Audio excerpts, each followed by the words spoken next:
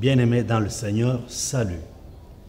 Avant de commencer notre intervention, nous nous invitons à nous incliner dans la prière. Seigneur notre Dieu, c'est toi qui as permis ce moment important, ce moment béni, ce moment où le Saint-Esprit est disposé à parler à nos cœurs. Nous te prions aussi pour que nous soyons de cette bonne terre-là qui reçoit la sémence et qui produit le fruit au centuple. Seigneur, sanctifie ces moments, sanctifie chacun de nous. Parle au nom de Jésus-Christ. Amen. Nous vous saluons encore une fois au nom de Jésus-Christ. Nous allons essayer de partager la parole que le Seigneur a mise dans mon cœur. Cette parole, nous la trouvons dans le livre d'Esther. Esther, chapitre 6, de 1 à 3. Puis nous allons aussi ajouter Exode, chapitre 12. Vous irez lire chez vous, ou vous allez lire chez vous, au verset 8, vous sautez, vous lisez le verset 12 à 13. Vous lirez aussi le verset 29, le verset 31 et le verset 42. Nous allons terminer par les deux autres passages que je vous donne. L'évangile de Matthieu, chapitre 28, de 1 à 7 et de 11 à 13. Et Ephésiens chapitre 1, versets 17 à 23. Et Philippiens chapitre 2, de 6 à 11. En fait, ce sont là les textes qui vont nous servir d'ossature ou de squelette. Alors, de tous ces passages que nous avons donnés, nous allons essayer de choisir quelques-uns. C'est ainsi que nous lirons le verset 42 du livre d'Exode, chapitre 12, le verset 42. Nous lisons au nom de Jésus-Christ. S'il vous plaît, nous allons commencer par Esther, chapitre 6. Esther, chapitre 6. Le verset 1 à 3, Esther 6, 1 à 3. Nous lisons, cette nuit-là, le roi ne put pas dormir, et il se fit apporter le livre des annales, les chroniques. On le lit devant le roi. Et l'on trouva écrit ce que Mardochée avait révélé au sujet de Bigtam et de Téresh, les deux eunuques du roi, garde du seuil, qui avaient voulu porter la main sur le roi Assuérus. Le verset 3, le roi dit, « Quelle marque de distinction et d'honneur Mardochée a-t-il reçu pour cela ?» « Il n'a rien reçu, répondirent ceux qui servaient le roi. » Exode 12, vous prendrez soin de lire tous les passages que je vous ai donnés, mais pour le moment, nous allons lire seulement le verset 42. Cette nuit sera célébrée en l'honneur de l'Éternel parce qu'il les fit sortir du pays d'Égypte. Cette nuit sera célébrée en l'honneur de l'Éternel par tous les enfants d'Israël et par leurs descendants. Nous avons aussi donné d'autres passages dans le livre de Matthieu. Là, nous allons le lire pendant que nous serons en train d'intervenir. Voilà. Écoutez-moi bien, mes amis. Nous commençons à exploiter d'abord le premier texte. Il s'agit là de ce que Mardochée a vécu dans sa vie. En fait, c'était quoi? La Bible dit ceci. Il y avait des eunuques qui avaient le projet de mettre un terme à la vie du roi Assuérus. Et la chose fut connue de Mardochée qui rapporta la nouvelle à la reine Esther, et à son tour, la reine Esther fit connaître au roi le projet sinistre qui était orchestré contre lui. Et la Bible dit qu'après enquête, on trouva que Mardochée avait raison et ces deux eunuques reçurent leur sort. Mais mon problème ne se trouve pas à ce niveau-là. Mon problème se trouve sur ce qu'avait fait Mardochée et ce qu'il a eu comme récompense. Au fait, il avait fait quoi? Il avait sauvé la vie du roi. Parce qu'il y avait un programme de mort qui était orchestré contre le roi Assuérus. Pour avoir sauvé le roi, la Bible dit que cette nuit-là, le roi ne put pas dormir et pendant qu'on lisait dans les annales, on trouva ce que Mardochée avait fait. Mais bien aimé dans le Seigneur, s'il y a quelque chose que nous devons faire, nous en tant qu'enfants de Dieu, c'est de faire ce travail de sauver ceux qui sont sous la peine de mort. Écoutez-moi bien mes amis, lorsque nous sauvons une vie, cela a du prix devant Dieu. Il est écrit dans le livre des Hébreux que Dieu n'est pas injuste. Hébreux chapitre 6, vous trouverez cela au verset 10. Dieu n'est pas injuste pour oublier. C'est que tout ce que nous faisons, sachant qu'un jour, nous recevrons une récompense. Alors, ce que Mardochée avait fait ici, c'était quoi? C'était sauver la vie du roi. Je me souviens d'une histoire dans la Bible. Il s'agit de David. Vous pouvez trouver cela dans le livre de 1 Samuel chapitre 26, versets 24 à 25. L'un des gens de David avait voulu porter la main sur le roi Saül. Et David l'empêcha de faire cet acte. Écoutez, lorsque le roi Saül comprit que sa vie a été épargnée par David, la Bible dit que le roi qui était son ennemi commença à bénir David. Mais ce qui m'intéresse dans ce verset, ce sont les paroles que David a dites.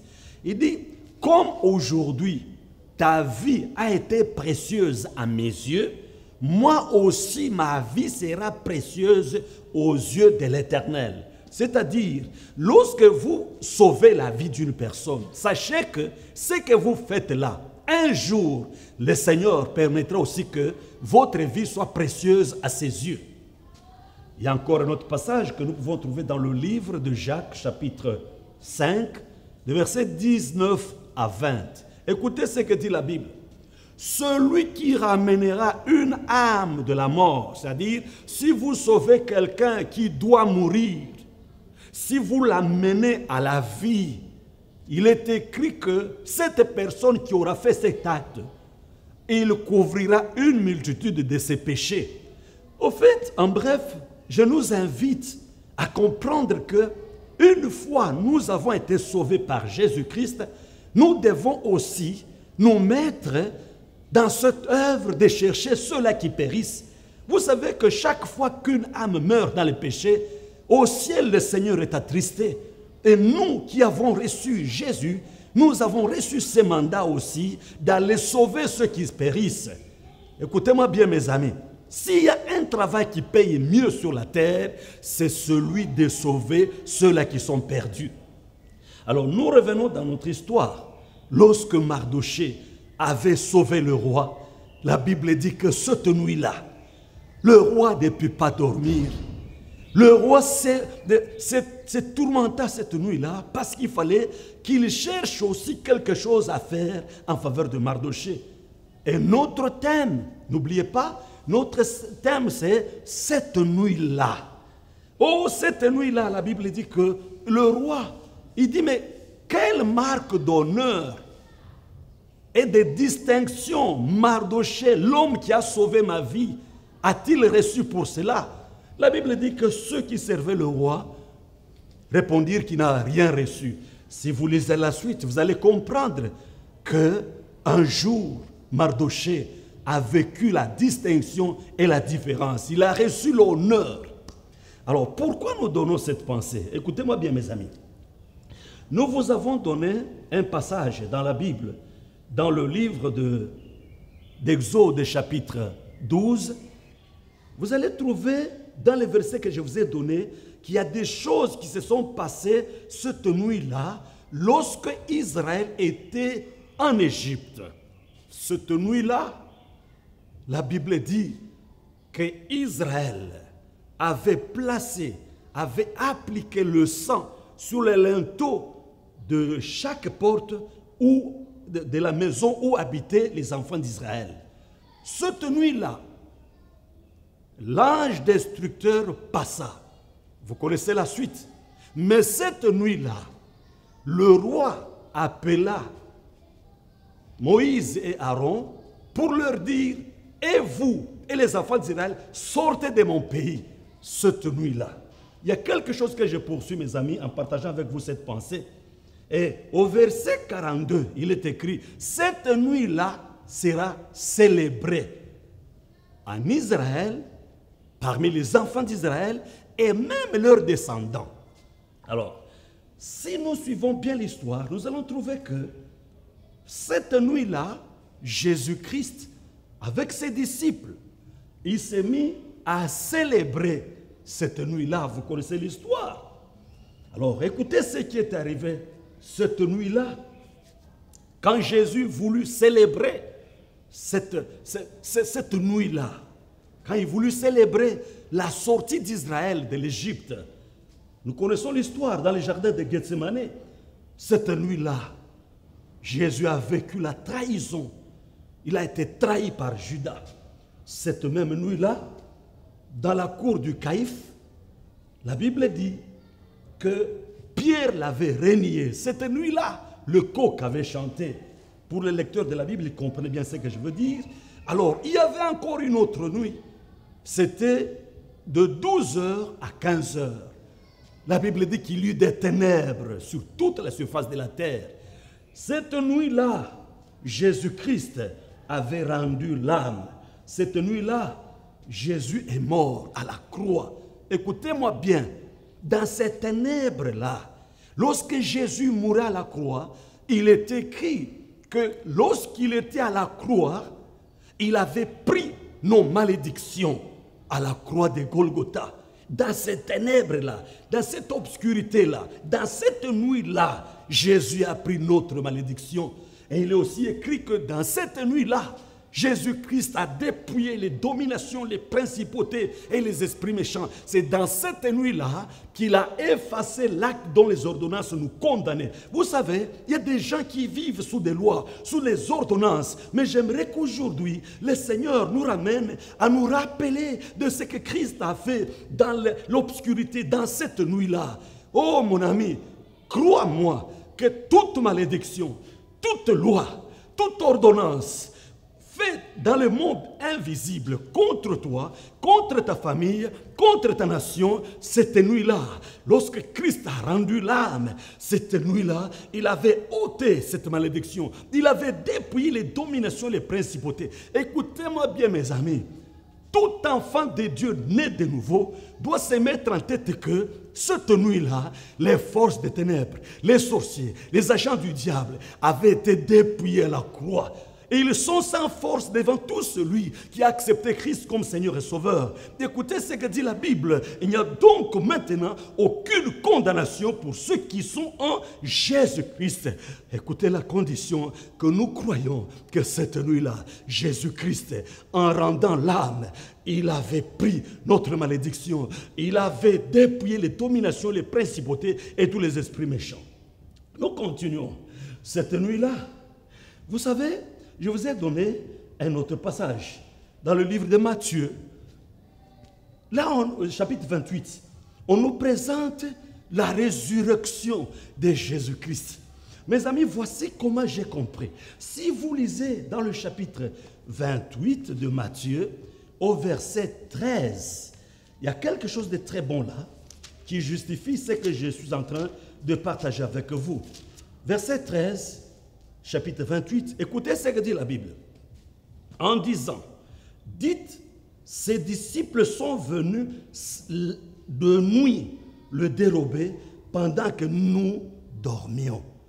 Au fait, l'histoire de la résurrection de Jésus, cette histoire où on nous dit qu'il y avait des femmes qui sont allées de grand matin, pendant qu'elles étaient en chemin, elles sont arrivées à la tombe à l'aube, de grand matin, alors que le soleil venait de s'élever. C'est-à-dire cette nuit-là qui avait précédé l'arrivée des femmes à la tombe, c'est cette nuit-là où Dieu avait décidé que l'homme qui est mort pour lui, l'homme qui est venu sur la terre pour sauver les âmes, pour les délivrer des griffes du diable, que cet homme-là qui a servi le Seigneur en donnant la vie à l'humanité, que cet homme-là reçoive la distinction et l'honneur. Cette nuit-là, je vous ai donné ce passage dans le livre d'Éphésiens, chapitre 1.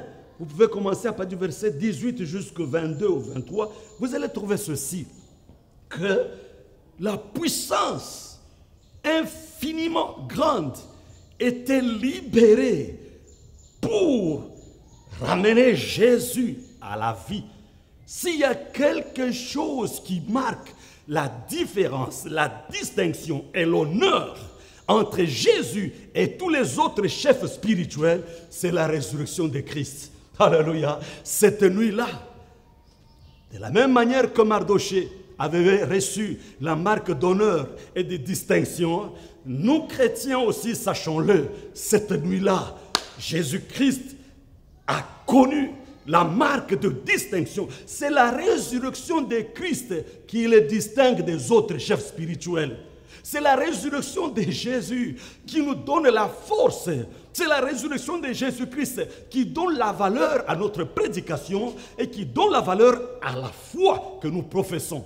Écoutez-moi bien, mes amis, la Bible dit que cette nuit-là, avant que les apôtres, disons, les femmes arrivent à la tombe, qu'elles viennent faire le constat, la puissance était descendue. La puissance avait roulé la pierre. Cette nuit-là, la puissance de Dieu est descendue pour accorder à Jésus-Christ la marque d'honneur et de distinction. Écoutez-moi bien, mes amis. Le Seigneur m'a mis à cœur que nous puissions partager avec vous ce verset. La Bible dit que ils ont dit aux militaires, allez dire que ce sont ces disciples qui sont venus pendant la nuit. Alors qu'en réalité, ce n'étaient pas les disciples qui étaient venus les dérober. Non, cette nuit-là, c'était la puissance de Dieu qui est descendue. Mes amis, si Christ n'était pas ressuscité, notre foi serait vaine. Et notre prédication serait aussi vaine. Est-ce que vous m'avez compris, mes amis? Cette nuit-là, c'est la nuit où Dieu a libéré la puissance de la distinction, la puissance de l'honneur. Il y a des familles qui sont dans la honte. Il y a des familles qui sont dans des confusions. Mais je voudrais que vous puissiez savoir une chose, que cette nuit-là, lorsque Mardochée a eu la grâce qu'on fasse pour lui des recherches afin qu'il reçoive une marque d'honneur et de distinction, nous chrétiens aussi, cette nuit-là, Dieu au ciel avait cherché à distinguer Jésus-Christ, à honorer Jésus-Christ d'une manière différente de tout le monde. Alléluia. Est-ce que vous me comprenez? Maintenant, écoutez-moi bien. Peut-être vous voulez que votre ministère connaisse une marque d'honneur et de distinction. Peut-être vous voulez que votre famille ou vos activités connaissent une marque d'honneur et de distinction. Écoutez-moi bien, mes amis, il n'y a que la puissance du Saint-Esprit. Oh, lorsque la puissance est descendue sur les apôtres, eux qui avaient peur, eux qui s'enfermaient dans la chambre haute, mais quand la puissance du Saint-Esprit est venue, la puissance du Saint-Esprit avait créé la distinction et l'honneur. C'est à cause de la puissance du Saint-Esprit que les disciples ont commencé à être respectés. Regarde comment ton mari ne te respecte pas. Regarde comment ta femme ne te respecte pas. Mais tu as besoin d'être visité par la puissance de Dieu. Écoutez-moi bien, mes amis. Vous savez, ceux qui sont bien informés, les avertis, ils savent comment gérer la nuit. Oh, il ne faut pas dormir comme tout le monde. Il faut que vous sachiez que il y a une nuit que Dieu prépare. Et aussi, sachons-le aussi, qu'il y a aussi une nuit que l'ennemi prépare. Comme ce fut le cas d'Absalom vis-à-vis de son père David. Cette nuit-là, Absalom s'était organisé dans une réunion pour faire du mal à son père, qui était déjà loin de son trône, qui était en brousse. La Bible dit que cette nuit-là, une réunion fut organisée contre David. Mais cette nuit-là, il y a quelqu'un qui connaissait bien les mouvements et la façon d'agir de David. C'était Ushaï. Il dit ceci dans cette réunion: tu connais la bravoure de ton père et des gens qui sont avec lui. Pendant que nous sommes là, David ne passe pas la nuit comme tout le monde. Non, il ne passera pas la nuit avec le peuple. Qu'est-ce que je vais nous dire? Sachons qu'il y a une nuit que l'ennemi prépare pour ta honte, mais que tu saches aussi que quand l'ennemi prépare une nuit pour ta honte, le Seigneur aussi, cette nuit même, il prépare quelque chose pour ton honneur. Alléluia. Alléluia. Écoutez-moi bien. Les enfants de Dieu doivent savoir bien gérer la nuit. Il y a beaucoup de choses qui se passent la nuit. Vous savez, les choses que nous voyons pendant le jour, si vous vérifiez bien, ce sont les effets des choses qui se passent pendant la nuit. Est-ce que vous me comprenez? Oui. Si la nuit, vous savez bien la maîtriser, lisez un peu l'histoire de Saint Jésus-Christ. La Bible dit que toutes les nuits, il est passé à la montagne, appelée montagne des Oliviers, pour prier. Et le matin, il venait et annonçait la bonne nouvelle. Et tout celui qui l'écoutait, même ses ennemis, il pouvait dire: jamais homme n'a parlé comme cet homme. Il parlait comme ayant autorité et non pas comme leur scribe. Jésus était différent des autres parce que lui, il parlait comme ayant autorité. Pourquoi? Parce qu'il savait maîtriser la nuit. Il faut bien savoir gérer la nuit. Alléluia. Et en vous disant ceci, c'est-à-dire quoi? Soyons de ceux-là qui ne dormons pas comme tout le monde. Non, soyons en état de veille. Soyons dans l'attitude de prière. C'est dans la nuit que nous pouvons déjouer toutes les manœuvres des ennemis qu'ils organisent contre nous pendant la journée. Écoutez-moi bien, mes amis, ma prière et le souhait de mon cœur, que vous aussi, vous puissiez connaître cette visitation divine, en faisant confiance à la venue du Saint-Esprit, en vous attendant à la visitation du Saint-Esprit pour que sa puissance puisse vous toucher et créer en vous une marque d'honneur et de distinction. Cette nuit-là, alors que les femmes allaient à la tombe, elles arrivent tôt le matin.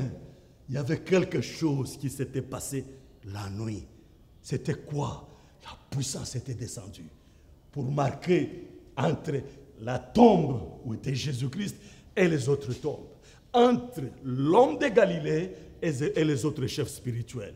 Je voudrais que nous puissions passer un temps dans la prière. Je vais prier pour vous, pour que la puissance de Dieu descende dans votre vie, pour créer une marque d'honneur et de distinction. Est-ce que vous êtes d'accord avec moi? Et vous voulez que nous puissions prier pour vous? Et je crois que vous êtes d'accord. Je vais prier pour que le Seigneur libère une marque d'honneur et de distinction. N'est-ce pas, il est écrit, vous verrez la différence entre ceux qui me servent et ceux qui ne me servent pas. Et cette différence ne viendra que lorsque la puissance du Saint-Esprit viendra et marquera en toi une marque d'honneur et de distinction. Je vais prier pour vous. Père Tout-Puissant, merci parce que aujourd'hui encore, tu nous aimes. Merci parce que aujourd'hui encore, tu veux que mon frère et ma sœur connaissent ou vivent une marque d'honneur et de distinction. Seigneur, tu ne fais point exception des personnes. Je te prie pour que la puissance du Saint-Esprit descende dans la vie de mon frère, descende dans son ministère, descende dans cette famille qui me suit attentivement, que la puissance descende pour créer la distinction, pour créer l'honneur. Il y a une famille qui est déshonorée, il y a une maman qui est déshonorée. Je voudrais que, Seigneur, ta puissance descende pour mettre dans sa vie une marque d'honneur et de distinction. Au nom de Jésus-Christ, amen. Que Dieu nous bénisse. Au nom de Jésus-Christ, amen.